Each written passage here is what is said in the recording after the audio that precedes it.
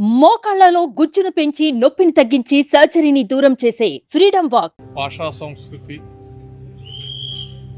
పత్రికా స్వేచ్ఛ, ప్రసార మాధ్యమాలు అన్నింటికీ కూడా రామోజీరావు గారు ప్రతీక అని చెప్పుకోవచ్చు.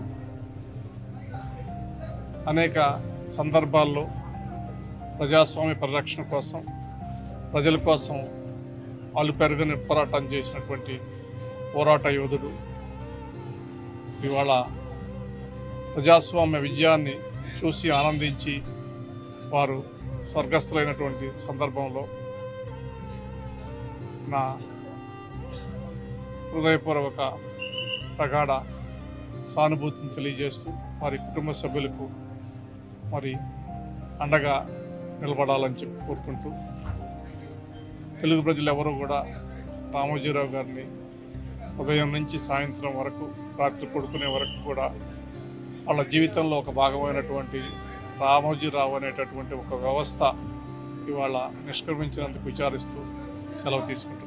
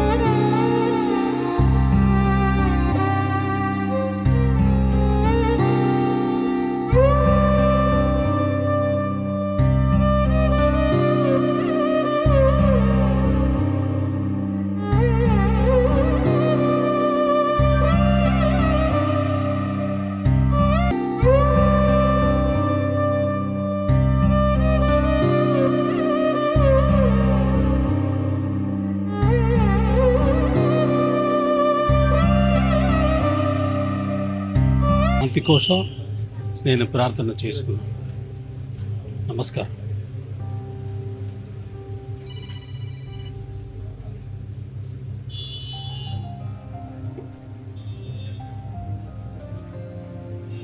నాకు రామోజీరావు గారికి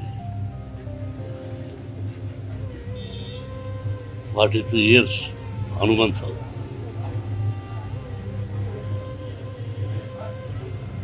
ఆయన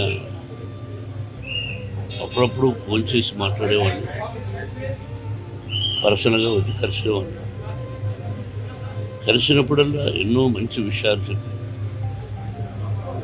ఎలా ఉండాలి ఈ సొసైటీ, నేను ప్రజల మనిషిని, ప్రజల కోసమే బతుకుతున్నాను,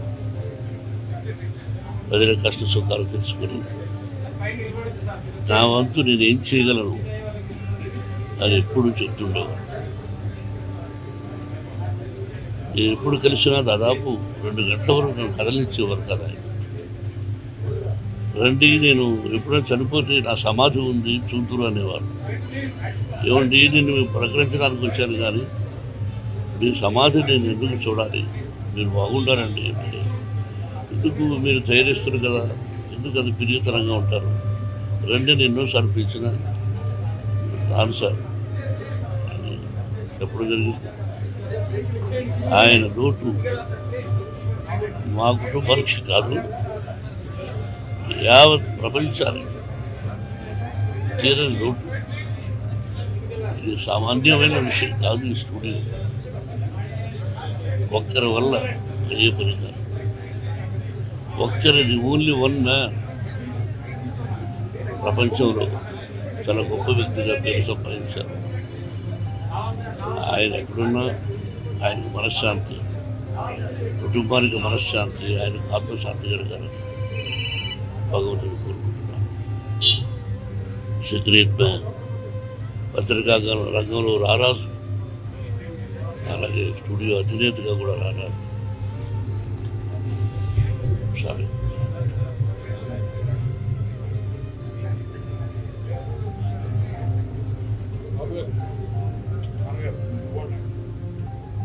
మా జనరేషన్కి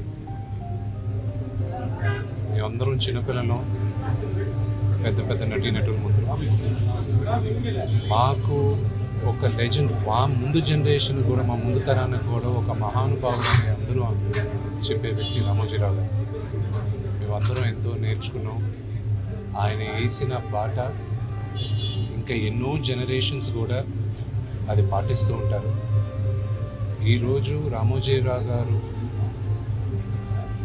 పోయిన దానికి ఆ లోటు ఒక తెలుగు రాష్ట్రానికే కాదు, యావత్ భారతదేశం గర్వించదగ్గ ఒక మీడియా బ్యారన్, ఒక వండర్ఫుల్ హ్యూమన్ బీయింగ్ మనం అందరం కోల్పోయాం.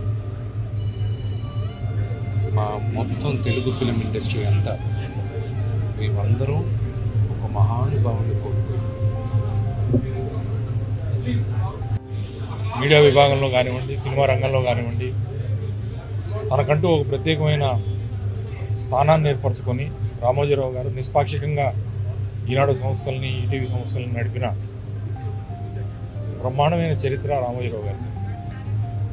రామోజీరావు గారు ఈనాడు లేకపోవడం అనేది చాలా బాధాకరం. మాకు వ్యక్తిగతంగా కూడా చాలా దగ్గరగా ఆప్తులుగా ఉన్న రామోజీరావు గారు, మా నాన్నగారు పువ్వాడ నాగేశ్వరరావు గారితో పాటుగా మరి అనేక దశాబ్దాల పాటు ప్రత్యక్ష రాజకీయాలు, అలాగే పత్రికా రంగం, ప్రజా జీవితానికి సంబంధించి వారితో మాకున్న అనుబంధం అచంచలమైంది. అలాగే మాకు ఇప్పుడు బంధువులుగా కూడా ఉండి మేము మా ఆప్తుని కోల్పోయినందుకు శోకతప్త హృదయంతో ఉన్నాం.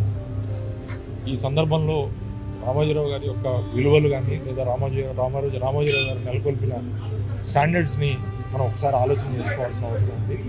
అటు పత్రికా రంగంలో కానివ్వండి, ఇటు టీవీ రంగంలో కానివ్వండి, లేదా సినిమా రంగంలో కానివ్వండి, వారి యొక్క కృషి అచంచలమైనది.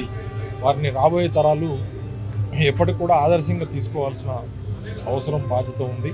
తప్పకుండా వారి యొక్క మరి ఆశయాలను ముందుకు తీసుకుపోవడానికి మా వంతు కృషి చేస్తాం. మరి ఈ సందర్భంగా వారి కుటుంబ సభ్యులకి, మరి ఎండి గారు, మా బావగారు